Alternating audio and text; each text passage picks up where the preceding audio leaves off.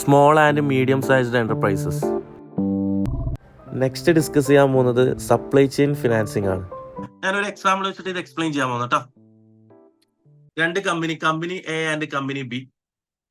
Company A plus credit rating കൂടിയ കമ്പനിയാണെന്ന് assume ചെയ്യുക. Company എക്ക് നല്ല ക്രെഡിറ്റ് റേറ്റിംഗ് ഉണ്ടെന്ന് അസ്യൂം ചെയ്യുക. കമ്പനി ബിക്ക് കമ്പാരിറ്റീവ്ലി അത്ര ക്രെഡിറ്റ് റേറ്റിംഗ് ഇല്ല. ഓക്കെ, അപ്പോ സേ ഫോർ എക്സാമ്പിൾ കമ്പനി ബിനെ നമുക്ക് വേണമെങ്കിൽ SME ആയിട്ട് ട്രീറ്റ് ചെയ്യാം. മനസ്സിലാവാൻ വേണ്ടിക്ക് കമ്പനി ബി എന്താടാ SME ആന്ന് വിചാരിക്കാം. SMEക്ക് എന്ത് കിട്ടുന്നില്ല, അധികം ഫണ്ട് കിട്ടാത്തല്ലേ ഇപ്പോഴത്തെ വിഷയം. ഇപ്പൊ കമ്പനി ബി എന്ന് പറയുന്നത് SME ആണ്, അവർക്ക് അധികം ഫണ്ടൊന്നും കിട്ടുന്നില്ല, ക്രെഡിറ്റ് റേറ്റിംഗ് വളരെ കുറച്ച് കുറവാണെന്ന് വിചാരിക്കാം. കാരണം അവർക്ക് ചിലപ്പോൾ ലിക്വിഡിറ്റി ഇഷ്യൂസ് ഉണ്ടാവും, അപ്പൊ ടൈമിൽ പേയ്മെന്റ് നടത്താനൊന്നും ചിലപ്പോൾ പറ്റിയിട്ടുണ്ടാവില്ല. അപ്പൊ ക്രെഡിറ്റ് റേറ്റിംഗ് ചിലപ്പോൾ കറക്റ്റ് ആയിട്ട് കിട്ടണമെന്നില്ല. ക്രെഡിറ്റ് റേറ്റിംഗ് എപ്പോഴാ കുറയാ? ഇപ്പൊ നമ്മൾ ക്രെഡിറ്റ് കാർഡ് ബില്ല് എന്ത് ചെയ്യാ, പേയ്മെന്റ് ഡിലേ ആയിക്കഴിഞ്ഞാൽ നമ്മൾ സിവിൽ സ്കോറിന് അത് എഫക്ട് ചെയ്യുന്നില്ലേ? അതേപോലെ തന്നെ ഇപ്പൊ കമ്പനി ബി SME ആണെങ്കിൽ അവർക്ക് പേയ്മെന്റ് ഒന്നും കറക്റ്റ് ചെയ്യാൻ പറ്റാത്ത അവസ്ഥ വന്നു കഴിഞ്ഞാൽ അത് ക്രെഡിറ്റ് റേറ്റിംഗിന് എഫക്ട് ചെയ്യും. കമ്പനി എ ഒരു ലാർജ് ഓർഗനൈസേഷൻ ആണ്, അവർക്ക് നല്ല രീതിയിൽ പേയ്മെന്റ് ഒക്കെ നടത്താൻ പറ്റി A+ ക്രെഡിറ്റ് റേറ്റിംഗ് ഉള്ള കമ്പനിയാണെന്ന് വിചാരിക്കാം. അപ്പൊ ഈ കമ്പനി എ ഒരു ലാർജ് ഓർഗനൈസേഷൻ കമ്പനി ബിന്റെ അടുത്ത് നിന്ന് ഗുഡ്സ് വാങ്ങിയെന്ന് വിചാരിക്കാം. കടത്തിനാണ് ഗുഡ്സ് വാങ്ങിയത്.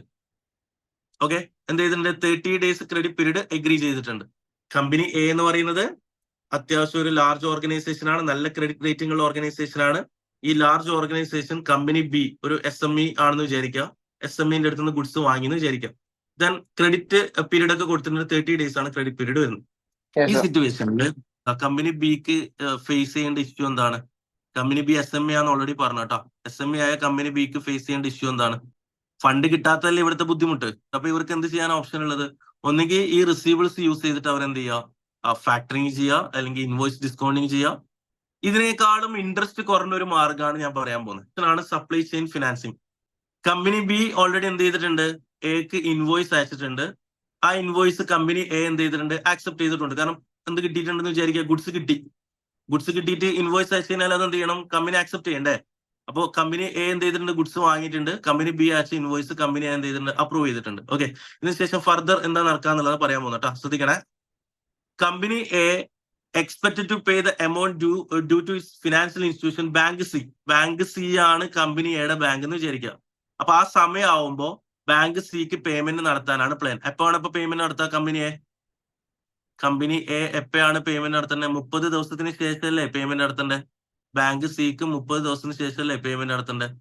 സാധാരണ നടക്കുന്ന കാര്യം. ഈ എക്സാമ്പിൾ കണ്ടിട്ട് നിങ്ങൾക്ക് എന്തെങ്കിലും തോന്നുന്നുണ്ട്? സാധാരണ ഉള്ള ഒരു സംഭവം തന്നെ. ഒരു കമ്പനി വേറൊരു കമ്പനിയിൽ നിന്ന് ഗുഡ്സ് വാങ്ങുന്നു, എന്നിട്ട് 30 ദിവസം ക്രെഡിറ്റ് പീരീഡ് പറയുന്നു, 30 ദിവസം ബാങ്ക് ത്രൂ എന്ത് ചെയ്യുന്നു? പേയ്മെന്റ് നടത്തുന്നു. അത്രയാണ് ഇത്രയും കാര്യം പറഞ്ഞിരിക്കുന്നത്. ഓക്കെ, ഇനി ഞാൻ പറയാൻ പോകുന്ന കാര്യമാണ് നമ്മുടെ സപ്ലൈ ചെയിൻ ഫിനാൻസിന് വരുന്നത്. ഓക്കെ, ഇനി പറയാൻ പോകുന്ന കാര്യം കറക്റ്റ് വായിക്കട്ടെ, ഒറ്റ പാരഗ്രാഫാണ്. കമ്പനി ബിക്ക് എന്ത് ചെയ്യാനുള്ള ഓപ്ഷൻ ഉണ്ട്? ബാങ്ക് സിന്റെ അടുത്ത് റിക്വസ്റ്റ് ചെയ്യാം prior to the due date. ബാങ്കുമായിട്ട് കേട്ടോ. ബാങ്കിലല്ലേ സാധാരണ നമ്മൾ ലോൺ എടുക്കുക. ആരുടെ ബാങ്ക് എന്നല്ല ലോൺ എടുക്കുന്നത്? നമ്മളുടെ ബാങ്ക് എന്നല്ല ലോൺ എടുക്കുന്നത്. പകരം എന്താണ്? കമ്പനി എയുടെ ബാങ്ക് ആയ ബാങ്ക് സിന്ന് എന്ത് ചെയ്യുക? കമ്പനി ബി റിക്വസ്റ്റ് ചെയ്തിട്ട് കുറച്ച് നേരത്തെ ഡ്യൂ ഡേറ്റിന് മുമ്പേ പേയ്മെന്റ് ആവശ്യപ്പെടാം. നോർമലി ബാങ്ക് അത് ആക്സെപ്റ്റ് ചെയ്യാനാണ് സാധ്യത. എന്തുകൊണ്ടാന്ന് പറയാൻ പറ്റും? ശരിക്കും ഇത് ആരുടെ ഡെപ്റ്റ് ആണ്? ശരിക്കും ഇത് ആരുടെ കടാണ്? ആരാ ഗുഡ്സ് വാങ്ങിയതാ? ശരിക്കും ഈ ഗുഡ്സ് ആരാ വാങ്ങിയത്? കമ്പനി എ അല്ലേ വാങ്ങിയത്. ഈ ബാങ്ക് ഓൾറെഡി ആരുടെ ബാങ്കാ? ഈ ബാങ്ക് സി എന്ന് പറയുന്നത് ശരിക്കും ആരുടെ ബാങ്കാ? എയുടെ ബാങ്ക് അല്ലേ? അപ്പൊ ഇത് എയുടെ ഡെപ്റ്റും അല്ലേ? കമ്പനി എയുടെ ഡെപ്റ്റ് ആണ്. അപ്പൊ കമ്പനി എയുടെ ഡെപ്റ്റ് ആയതുകൊണ്ട് തന്നെ കമ്പനി എക്ക് നല്ല റേറ്റിംഗും ഇല്ലേ, ക്രെഡിറ്റ് റേറ്റിംഗും ഇല്ലേ. അതുകൊണ്ട് ആർക്ക് റിസ്ക് ഇല്ല? ബാങ്ക് സിക്ക് റിസ്ക് ഇല്ല. ഇപ്പൊ നോർമലി ഈ ബാങ്ക് സിന്റെ അടുത്ത് ആരാ റിക്വസ്റ്റ് ചെയ്യുന്നേ? കമ്പനി ബി ആട്ടാ റിക്വസ്റ്റ് ചെയ്യുന്നേ. കമ്പനി ബി റിക്വസ്റ്റ് ചെയ്യാണ് കുറച്ച് നേരത്തെ പൈസ തരാൻ വേണ്ടി. സ്വാഭാവികമായിട്ടും എത്രയാണോ എമൗണ്ട് ഉള്ളത് ആ എമൗണ്ടിന് സം ഡിസ്കൗണ്ട് കഴിച്ചിട്ടായിരിക്കും എന്ത് ചെയ്യുക? എമൗണ്ട് കൊടുക്കുന്നുണ്ടാവും. സേ ഫോർ എക്സാമ്പിൾ ഒരു 10,000 ഗുഡ്സാ വാങ്ങിയെന്ന് വിചാരിക്കുക. കമ്പനി എ ഒരു 10,000 ഗുഡ്സാ വാങ്ങിയെന്ന് വിചാരിക്കുക. അപ്പൊ ഈ 10,000 തന്നെ എപ്പോ കൊടുക്കൂല? കമ്പനി ബിക്ക് ഇന്ന് കൊടുക്കൂല. എപ്പോഴാ 10,000 കിട്ടാ? 10,000 കിട്ടണമെങ്കിൽ എത്ര വരെ വെയിറ്റ് ചെയ്യണം? 10,000 കിട്ടണമെങ്കിൽ 30 ദിവസം വരെ വെയിറ്റ് ചെയ്യണ്ടടാ. ഇപ്പൊ കമ്പനി ബിക്ക് ഇപ്പം തന്നെ പൈസ വേണ്ടേ? അപ്പൊ ഇപ്പൊ പൈസ കിട്ടണമെങ്കിൽ ബാങ്ക് എന്ത് ചെയ്യും? കുറച്ച് ഡിസ്കൗണ്ട് കുറച്ചിട്ടായിരിക്കും കൊടുക്കുന്നുണ്ടാവും. ഡിസ്കൗണ്ട് കഴിച്ചു, അതായത് പ്രസന്റ് വാല്യൂ കാൽക്കുലേഷൻ അറിയില്ലേ? സം പെർസെന്റേജ് ഡിസ്കൗണ്ട് കഴിച്ചിട്ടായിരിക്കും കൊടുക്കുന്നുണ്ടാവും. പക്ഷെ ഈ ഡിസ്കൗണ്ട് എന്ന് പറയുന്നത് നമുക്ക് ഇതല്ലാതെ വേറെ എന്തൊക്കെ ഓപ്ഷൻ ഉള്ളത്? ഇത് ചെയ്തിട്ടില്ലെങ്കിൽ പിന്നെ നമുക്ക് എന്തൊക്കെ ഓപ്ഷൻ ഉള്ളത്? ഒന്നെങ്കിൽ കമ്പനി ബിക്ക് ഫാക്ടറി ഏൽപ്പിക്കുക. അപ്പോൾ അവിടെ എന്ത് ചെയ്യുന്നുണ്ട്, ഒരു ഇൻട്രസ്റ്റ് നമ്മളടുത്ത് ചാർജ് ചെയ്യും. ഇൻവോയ്സ് ഡിസ്കൗണ്ടിങ് ആണെങ്കിൽ അവിടെ ഇൻട്രസ്റ്റ് ഉണ്ട്. ഇനി നമ്മൾ നേരെ പോയിട്ട് ബാങ്കിൽ നിന്ന് ലോൺ എടുക്കുകയാണെങ്കിൽ അവിടെ ഇൻട്രസ്റ്റ് ഉണ്ട്. അതിനേക്കാളൊക്കെ കുറച്ചും കൂടെ ഇൻട്രസ്റ്റ് കുറവായിരിക്കും ഈ ഒരു പ്രോസസ്സിൽ വരുന്ന ഇൻട്രസ്റ്റ്. കാരണം എന്താ, ഇത് ശരിക്കും നമ്മൾ ആരുടെ ക്രെഡിറ്റ് റേറ്റിംഗ് യൂട്ടിലൈസ് ചെയ്യുക ചെയ്യുന്നത്? കമ്പനി എയുടെ ക്രെഡിറ്റ് റേറ്റിംഗ് നമ്മൾ യൂട്ടിലൈസ് ചെയ്യാണ് ചെയ്യുന്നത്. നമുക്കൊരു ചാൻസ് ആയി, നമ്മൾ വിറ്റത് നല്ലൊരു കമ്പനിക്കാണ്. കമ്പനി ബി ഗുഡ്സ് വിറ്റിരിക്കുന്നത് നല്ലൊരു കമ്പനിക്കാണ്, നല്ല ക്രെഡിറ്റ് റേറ്റിംഗ് ഉള്ള കമ്പനിക്കാണ്. അപ്പൊ അവരുടെ ക്രെഡിറ്റ് റേറ്റിംഗ് യൂസ് ചെയ്തിട്ട് നമ്മൾ എന്ത് ചെയ്യുന്ന പോലെയാണ്, ഒരു ലോൺ എടുക്കുന്ന പോലെയാണ് ഉണ്ടാവുക. എക്സാക്ട്ലി. ഇപ്പൊ ഫൈനലി ഇതിന്റെ ശരിക്കുള്ള പേയ്മെന്റ് നടത്തേണ്ട ആര് തന്നെയാണ്? കമ്പനി എ ആണ്. എത്രയാണ് പേയ്മെന്റ് നടത്തുക? ഞാൻ ഇപ്പൊ പറഞ്ഞൊരു എക്സാമ്പിൾ പറഞ്ഞില്ലേ, കമ്പനിക്ക് ശരിക്കും 30ാമത്തെ ദിവസം ആകുമ്പോൾ കമ്പനി എ പൈസ കൊടുക്കണ്ടേ? എത്ര കൊടുക്കാൻ ഉദ്ദേശിച്ചത്? 10,000 അല്ലേ കൊടുക്കാൻ ഉദ്ദേശിച്ചത്? 10,000 തന്നെ കൊടുത്താൽ മതി. അപ്പൊ ബാങ്കിന് എന്താ ലാഭം? ബാങ്കിന്റെ ലാഭം എന്താ? ബാങ്ക് കമ്പനി ബിക്ക് കൊടുത്ത എത്രയാ? 9,500 ആണെന്ന് വിചാരിക്കാം. ഡിസ്കൗണ്ട് കഴിച്ചിട്ട് കൊടുക്കുന്നല്ലേ പറഞ്ഞേ. അപ്പൊ ഇന്ന് കമ്പനി ബി ആക്സെപ്റ്റ് ചെയ്യുന്ന എമൗണ്ട് എത്രയാടാ? 9,500 ആയിരിക്കും. എന്നിട്ട് കമ്പനി എ കൊടുത്ത എമൗണ്ട് എത്രയാ? 10,000 അല്ലേ? ഒരു ഡിഫറൻസ് ഇല്ല ഇവിടെ, ഒരു 500. അത് ബാങ്കിന്റെ ലാഭമാണ്. ശരിക്കും കമ്പനി എ 10,000 ബാങ്കിനെ ഏൽപ്പിക്കാൻ പോകുന്നത് ആർക്ക് പേയ്മെന്റ് നടത്താനാണ്? കമ്പനി കമ്പനി ബിക്ക് പേയ്മെന്റ് നടത്താനല്ലേ? അത് അഡ്വാൻസ് ആയിട്ട് ആദ്യം ആരും പേയ്മെന്റ് നടത്തി കഴിഞ്ഞു? ബാങ്ക് പേയ്മെന്റ് നടത്തി കഴിഞ്ഞു. എത്രയാണ് പേയ്മെന്റ് നടത്തിയത്? 10,000 അല്ലല്ലോ, അതിലും കുറഞ്ഞ എമൗണ്ട് അല്ലേ പേയ്മെന്റ് നടത്തിയത്. അപ്പൊ ആ ഡിഫറൻസ് എന്ന് പറയുന്നത് ബാങ്കിന്റെ ലാഭമാണ്. ഇത് കമ്പനി ബിക്ക് നഷ്ടമല്ലേ? പക്ഷെ ആ നഷ്ടം എന്തായാലും വരും. കാരണം നേരത്തെ പൈസ കിട്ടണമെങ്കിൽ എന്തായാലും ഇൻട്രസ്റ്റ് അടക്കണ്ടേ? അത് ഫാക്ടറിംഗ് ആയിട്ടൊക്കെ കമ്പയർ ചെയ്യുന്ന സമയത്ത് കുറവായിരിക്കും. ആ ഡേയ്സിന്റെ ഡിഫറൻസിലാണ് ഡിസ്കൗണ്ട് ചെയ്യുക. നമ്മൾ ബാങ്ക് എന്ന് പറയുന്ന എല്ലാ ദിവസത്തിനനുസരിച്ചിട്ട് അവർ ചാർജ് ചെയ്യൂലടാ. അപ്പൊ നമ്മൾ 30 ദിവസം മുമ്പേ എന്ന് പറഞ്ഞാൽ 30 ദിവസത്തെ ഡിസ്കൗണ്ട് ആണ് അവർ കുറക്കുക, അല്ലാതെ ഒരു വർഷത്തല്ല. 30 ദിവസത്തെ ആ ഒരു ഇൻട്രസ്റ്റ് ആയിരിക്കും റിഡ്യൂസ് ചെയ്യുക. ഞാനിപ്പോ ഒരു എക്സാമ്പിൾ പറഞ്ഞാണ് 9,500 എന്നൊക്കെ. അങ്ങനെയല്ല, ആ 30 ദിവസത്തിന്റെ അഡ്വാൻസ് എമൗണ്ട് ആയിരിക്കും എന്ത് ചെയ്യാം, അവര് കുറക്കുന്നുണ്ടാവും, റിഡ്യൂസ് ചെയ്യുന്നുണ്ടാവും. Under this model, buyers agree to approve their suppliers invoice for the finance by bank or other outside financier. അതായത് ബയേഴ്സ് എന്ത് ചെയ്യാണ്, എഗ്രി ചെയ്യാണ്, അപ്രൂവ് ചെയ്യാണ് സപ്ലയേഴ്സിന്റെ ഇൻവോയ്സ്. അപ്പൊ അതെന്ത് ചെയ്യാണ്, ബാങ്ക് ത്രൂ വെച്ചിട്ട് ഫണ്ട് അറേഞ്ച് ചെയ്യുന്ന സിസ്റ്റം ആണ് ഇത്. ഓക്കെ, ദെൻ സപ്ലൈ ചെയിൻ ഫിനാൻസിൽ ഇത് വർക്ക് ആവണമെങ്കിൽ എന്ത് ചെയ്യണം, ബയേഴ്സിന് എന്ത് ഉണ്ടാവണം, ബെറ്റർ ക്രെഡിറ്റ് റേറ്റിംഗ് ഉണ്ടാവണം. ഒരു സ്പെസിഫിക് ട്രാൻസാക്ഷൻ മാത്രമേ ഇവിടെ ചെയ്യുന്നു.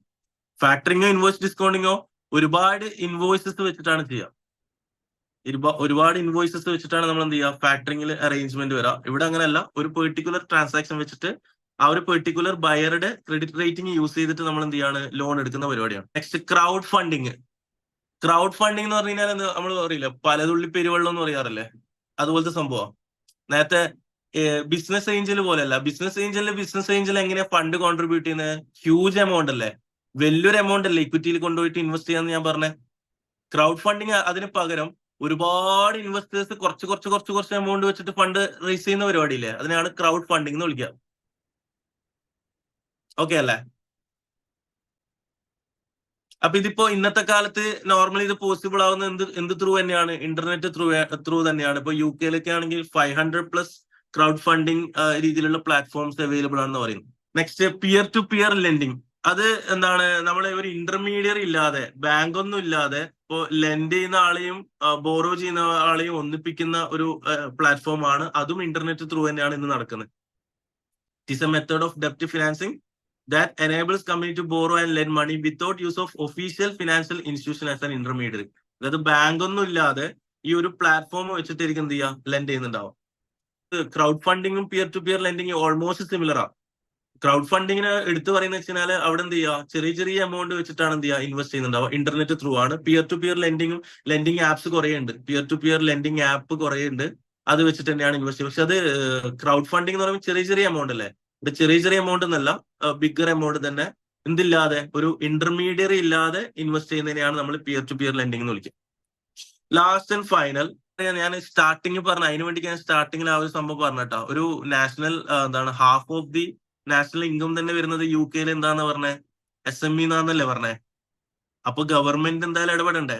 ഇപ്പൊ ഗവൺമെന്റിന് രണ്ട് രീതിയിൽ ഹെൽപ്പ് ചെയ്യുക. ഒന്ന്, നിങ്ങൾക്ക് അറിയുന്ന പോലെ തന്നെ ഗവൺമെന്റ് ഗ്രാന്റ്സ് ഒക്കെ പ്രൊവൈഡ് ചെയ്യുക, ഇവരെ വളർത്തിക്കൊണ്ടുവരാം. ഒരു വലിയൊരു കമ്പനി ആക്കിയാൽ ഒരുപാട് ജോബ് ഓപ്പർച്യൂണിറ്റീസ് കൂടൂലേ, ആൾക്കാർക്ക് ജോലി കിട്ടൽ എപ്പോഴും ഒരു എന്താണ്, ഒരു കൺട്രിയുടെ വളർച്ചയ്ക്ക് സഹായിക്കുന്ന സംഭവമല്ലേ. സ്വാഭാവികമായിട്ട് എന്ത് ചെയ്യുക, ഗവൺമെന്റ് ഗ്രാന്റ്സും കാര്യങ്ങളൊക്കെ പ്രൊവൈഡ് ചെയ്യുക. അതല്ലാതെ എന്താണ് ഇവർക്ക് SME പ്രത്യേകത എന്താ, ലിസ്റ്റഡ് അല്ലാത്തതുകൊണ്ട് ഇവർക്ക് എന്ത് ചെയ്യാൻ പറ്റില്ല, ഷെയർ വെച്ചിട്ട് ഫണ്ട് റേസ് ചെയ്യാൻ പറ്റൂലല്ലോ. അപ്പോ ഇൻവെസ്റ്റ്മെന്റ് മാർക്കറ്റ് ആരെന്നെ ക്രിയേറ്റ് ചെയ്യുക, ഗവൺമെന്റ് തന്നെ ക്രിയേറ്റ് ചെയ്യുക. ഗവൺമെന്റ് തന്നെ ഒരു ഇൻവെസ്റ്റ്മെന്റ് മാർക്കറ്റ് ക്രിയേറ്റ് ചെയ്യുക. സ്റ്റോക്ക് മാർക്കറ്റിന് പകരം ഗവൺമെന്റ് തന്നെ ഒരു ഓൾട്ടർനേറ്റീവ് ഇൻവെസ്റ്റ്മെന്റ് മാർക്കറ്റ് പ്രൊവൈഡ് ചെയ്യുക. അങ്ങനെ ചെയ്യാറുണ്ട്, UK അങ്ങനെ പ്രൊവൈഡ് ചെയ്യാറുണ്ട് ഗവൺമെന്റിന്റെ സപ്പോർട്ടോട് കൂടിയിട്ട്. അപ്പോ ഈ ലെൻഡേഴ്സിനും അതേപോലെ ബോറോവേഴ്സിനെയും ഒരുമിപ്പിക്കാനുള്ള ഒരു മാർക്കറ്റാണ് ക്രിയേറ്റ് ചെയ്യുന്നത്, സ്റ്റോക്ക് മാർക്കറ്റ് പോലെ. Alternative to stock market. Stock മാർക്കറ്റിന് പകരം വേറൊരു മാർക്കറ്റ് ക്രിയേറ്റ് ചെയ്യുക. ഇത് ഗവൺമെന്റിന്റെ സപ്പോർട്ടോട് കൂടി ആയതുകൊണ്ട് തന്നെ അതിൻ്റെതായ ചെറിയ റെഗുലേഷൻ ഉണ്ടാവും. ശരിക്കും ഗവൺമെന്റ് ചെയ്തിട്ട് പിന്നെ ആര് ചെയ്യാനാ അല്ലെ? SMEക്ക് വേണ്ടിക്ക് ഗവൺമെന്റ് സപ്പോർട്ട് ചെയ്തിട്ട് പിന്നെ ആര് ചെയ്യാനാ? ഗവൺമെന്റ് അല്ല ഏറ്റവും കൂടുതൽ ഹെൽപ്പ് ചെയ്യേണ്ടത്.